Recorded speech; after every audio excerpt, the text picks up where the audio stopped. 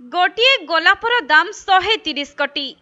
आउ सबुठु आश्चर्यजनक कथा हेउछि साधारणतः फूल गोटे किंबा 2 दिन मध्य सुखी जाए, किंतु एही गोलाप फूल 3 वर्ष पर्यंत न सुखी सतेज रही थाए। तेबे आज हेउछि फेब्रुआरी 7 तारिख। आज ठारू आरंभ हेउछि भालेंटाइन सप्ताह।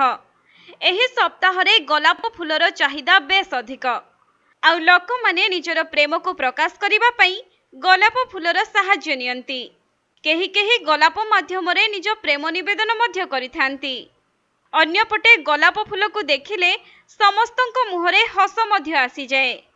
किंतु आपण माने केबे एमिति गोलाप फूल विषय रे जानिछंती कि जाहार मूल्य 130 कोटी? तेबे एही गोलाप फूल को जूलियट रोज कुहा जाए। एहा हेउछि दुनियार सबुठारु महंगा गोलाप फूल। एही फूलर मूल्य 90 कोटी पर्यंत रहिछि। तेबे आपणक मनरे एबे प्रश्न आसीबो जे काहेकि एही फूलर मूल्य एते अधिक?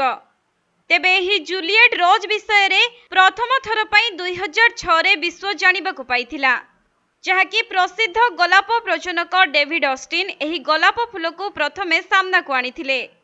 एपरिकी अनेक गोलाप फूल को मिश्रण करी जूलियट गोलाप फूल तैयारी करिथिले। आउ एही फूल तैयारी हेबा पई 15 वर्ष समय लागिथिला एवं एथिरे प्राय 34 कोटी टंका खर्च होइथिला।